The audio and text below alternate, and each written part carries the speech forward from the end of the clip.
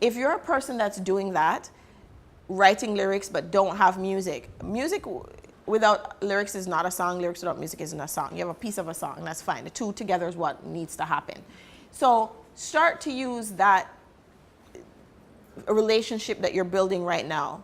When you do get together, the other biggest thing that comes up with songwriters that I get asked about all the time is, how do you split songs? Who owns what? Blah, blah, blah. I'm going to leave the songwriters to talk to how they personally decide to go about it as well. But I'm going to tell you what it actually is, and how you choose to do it after the fact is your personal choice. But you should know how you feel like. When you write a song is half writer share, half publishing. And I like to describe it like this. When people ask me what a publishing deal is, this is the most basic way I've found to describe it now. You have a house, yeah? There's a downstairs. Downstairs, there's one house. And up here, we divide this house into two, right? I own the whole house. I sell one of those apartments, and the person I sold one of the apartments to now becomes the building manager. Do you understand what I just said? You have a house. The house is a song, right? You own the whole house. You have 2 floors. Upstairs is the writer, downstairs is the publishing share. Everybody here is a publisher. Do you understand that part? If you wrote a song, you own publishing. Every single person sitting in this room that has ever written a song is a publisher. Yeah, my name is Brian Marshall from the group Kite.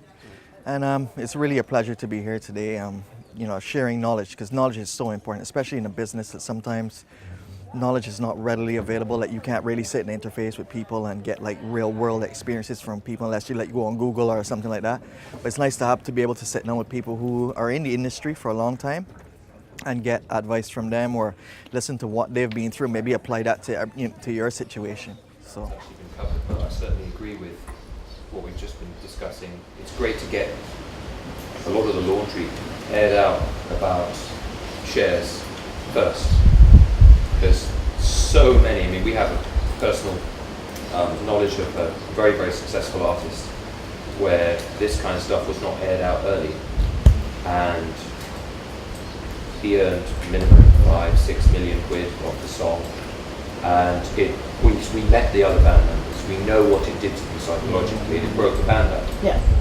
Sean, get up, take a walk, whatever you do naturally, or try something unnatural.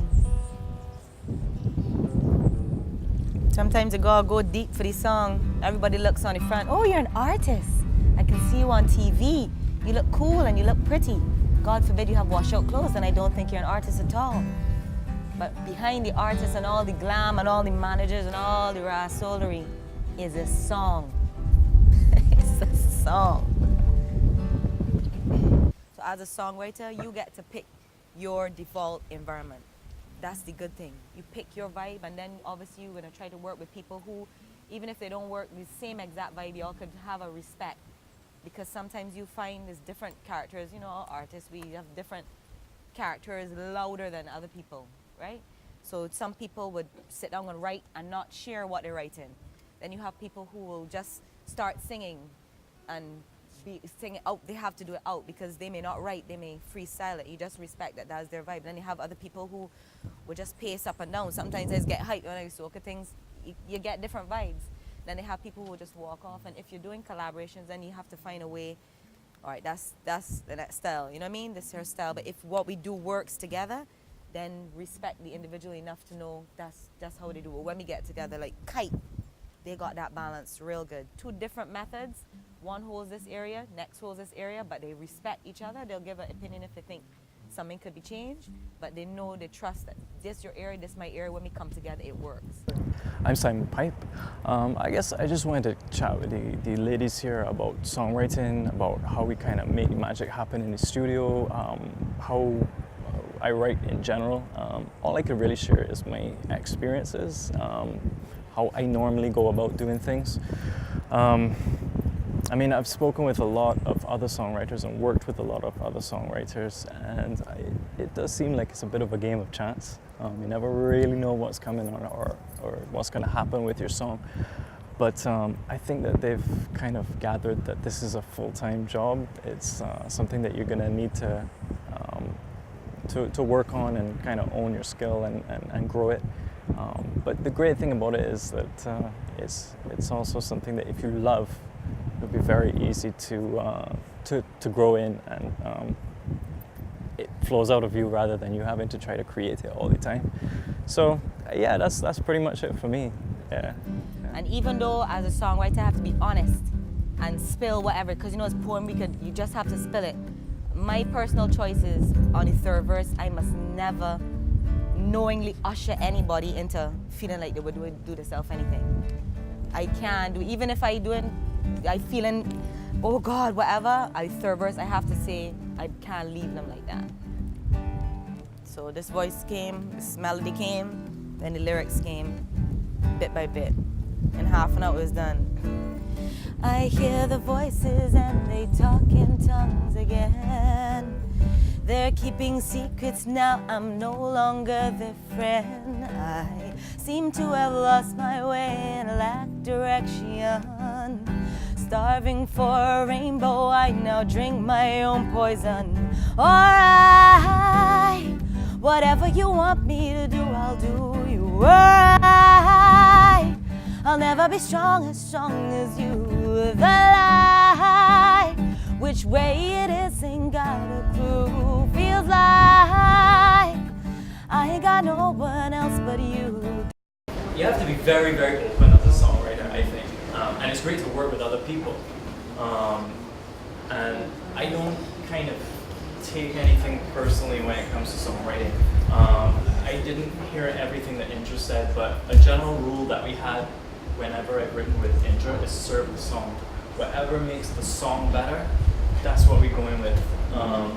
So it doesn't matter if it's my idea or not. I'm just going to go with it because it's going to make the song better.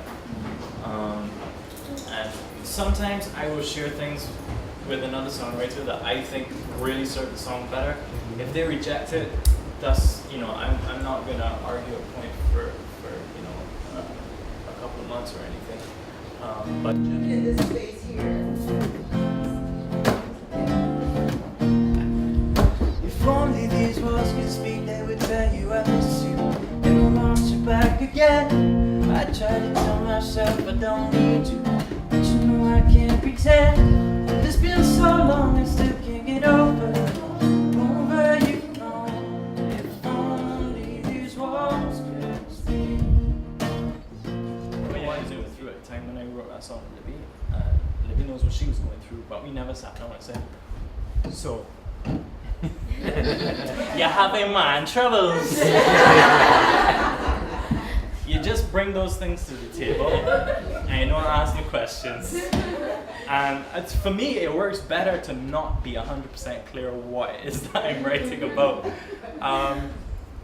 It sounds odd, but music for me is very magical. I said this word to these guys earlier, and when I say magical, it's just, all I mean is that you're using an art form to transcend, to bring about an idea, to bring about a change. And the musical side of it, I mean, I'm not classically trained or anything, but I kind of, from playing guitar over time and just figuring out certain things, I know that I can make people feel sad by doing this, or I can make people feel happy by doing this, and we can, you know, alter, and then obviously we can say certain things on top of. I mean, it's not really a trick, but a thing that I used to do all the time when I would perform at Surfers Cafe is sing really dirty songs, but really sweetly. Seriously, sing like Lil Wayne songs, but sing them in that Wall's voice, you know, and just strum the guitar really cool. And people don't bat an eyelid because of how you've delivered the message. And he only did it for fun, just because it was just funny to see. But when I say it's magical, I mean it's just, don't be the super ego that overestimates who you are, but don't underestimate how powerful this thing is that we're doing either. Because it is not just try down some words on page and see what happens kind of vibe, you know? Like, we are soundtracks. to people's lives all day long. Some of us more than others, obviously. I don't have the power that Drake has, but he is a soundtrack to a lot of people's lives. I think it's Skid. It like has this lovely guitar instrumental piece in it. Come Close. Yeah, maybe it's that one. I can't remember the name. Is it acoustic? Yes, yes. Yeah. And I heard it over the radio, and I normally have an agreement with large musical instrumental pieces in the song can be quite distracting to lose me. But for some reason, you Right. had me all the way in that song. Okay. What happened there, and what happens often with my stuff is that if I think that I'm gonna get away with that, the only way I'll get away with that is to write a song that's actually shorter than a song. My question for all you guys as songwriters, like, that's my fault. I can only do it I'm a seasonal songwriter. It has to be an emotion or a particular experience that I am going through for me to be able to really express myself in words. So how do you get from that stage into becoming someone who's creative regardless of what's going on? Someone that can make it flow.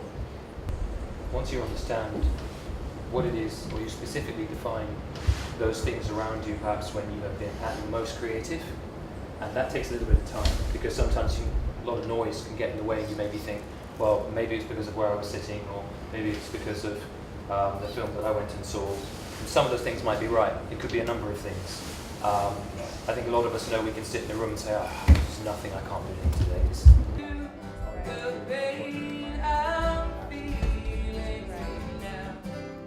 If you want me